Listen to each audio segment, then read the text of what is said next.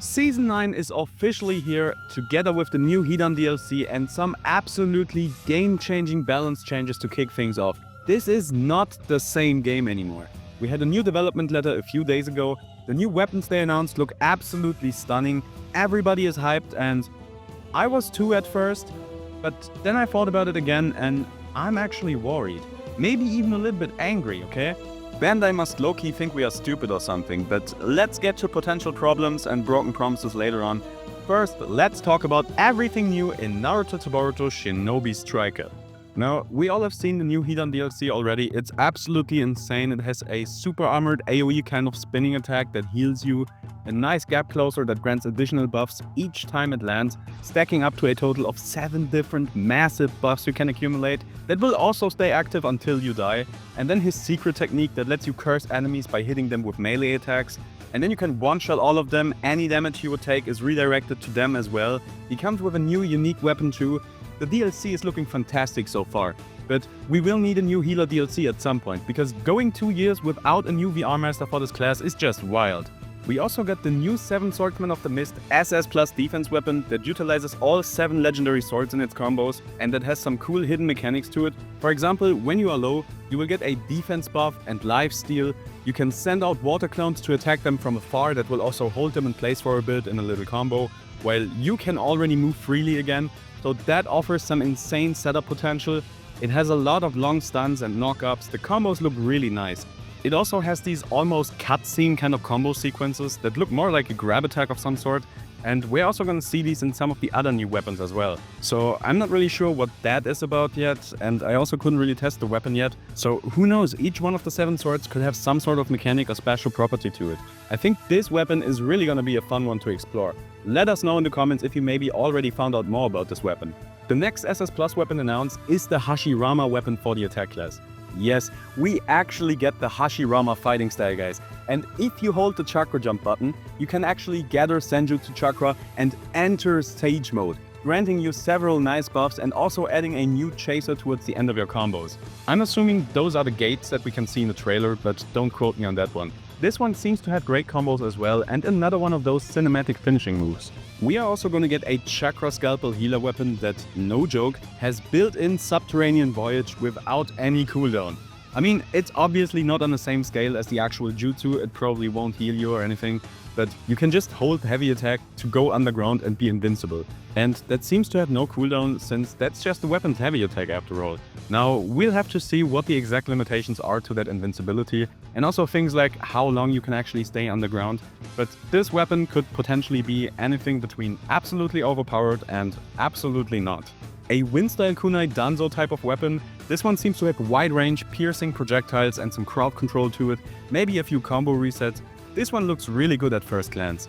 And then the last new weapon they announced might just be the coolest shit ever. A Toby masked man chains weapon with Kamui and everything.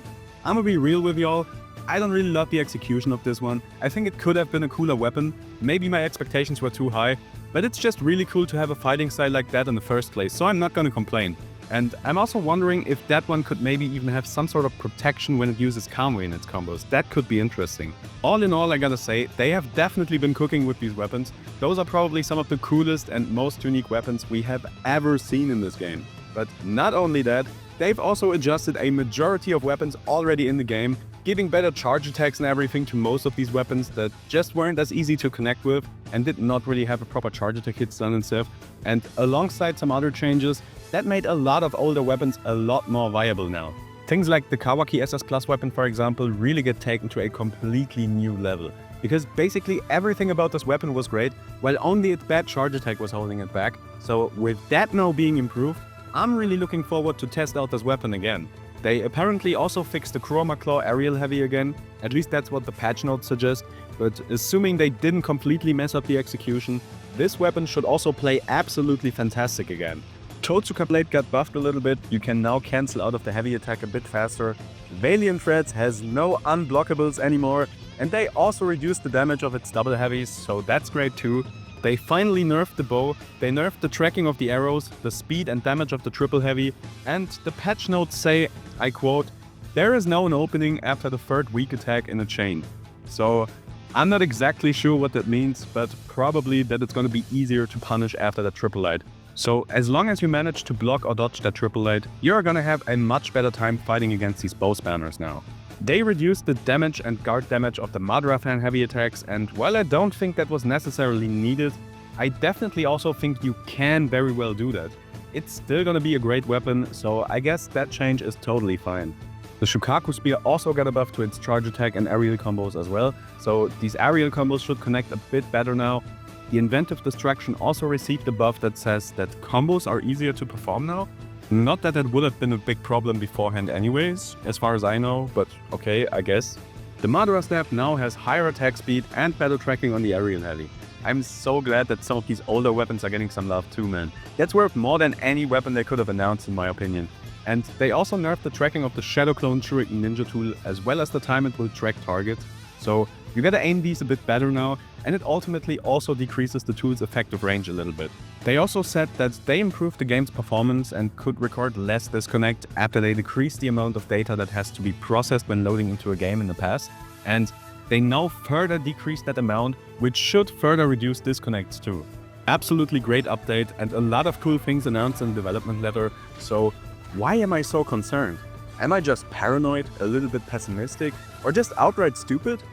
Well, maybe, but to be honest, besides these really cool balance changes and necessary performance improvements, it kind of feels like Bandai is just saying, here you have a couple of shiny new toys that are going to be boring again in a few weeks anyways, hoping that nobody is going to ask about custom matchmaking or a new game mode and things like that they have announced at the start of the last season already. There was no new information on the new Jutsu packs, season pass bonus, new summonings, nothing. It's like half the development letter was missing. I feel kinda scammed, you know what I mean? And right after the update, they shut down the game on PlayStation for another maintenance again, because there was some issue with Moonlight Scrolls again apparently. And then I've also heard plenty of people complain about matchmaking issues after the new update dropped, where they just can't seem to play together with certain people, or just won't find any games. The next DLC character also was announced just a day after in the newest trailer, which is gonna be Kakuzu, and I don't know, maybe they can justify making him a healer, but that seemed unlikely to me. He's probably gonna be a range or something, so that means we're most likely not gonna see a new healer DLC character for a few more months at least. So all the hype aside, there are definitely some things to be worried about. Now, none of that has to indicate anything bad necessarily. The performance issues ideally get fixed soon. Them not announcing more doesn't necessarily have to mean much at all. I may just be overthinking that, and it may actually be a good sign and could show that they are actually taking their time to implement things right, instead of rushing it and giving us some half-cooked custom matchmaking or game mode or whatever. But it may also be a sign that behind the scenes a few things may have gone wrong and they may be behind schedule or just not able to hold up to the expectations they have set in the past. In the end, we will just have to see. And we already know the next summoning is going to be a snake, not a slug like I predicted, but as I already said in my prediction, it may as well be a snake. A slug would just make sense if you follow the pattern, but not gonna lie, they show time and time again that they like to break patterns, so I should maybe just stop trying to look for them when it comes to these developers. We also know that the Season Pass bonus jutsu is going to be a team-up secret technique between Deidara and Sasori. I don't remember them doing something like that in the anime. They are basically just ass-pulling stuff that they think would be cool for the game and slap a Naruto skin on it, I guess. But maybe that's a good thing. After all, it brought us things like Perfect Susanoo Shisui. So yeah, maybe some creative freedom is what they needed in order to be creative within certain boundaries, instead of just giving us the things we already know and have seen 1,000 times already. Anyways, let me know what you guys expect from Season 9. Do you think custom matchmaking is around the corner, or will they let everybody down? Peace out, and never forget, if it has a health bar, it has to die.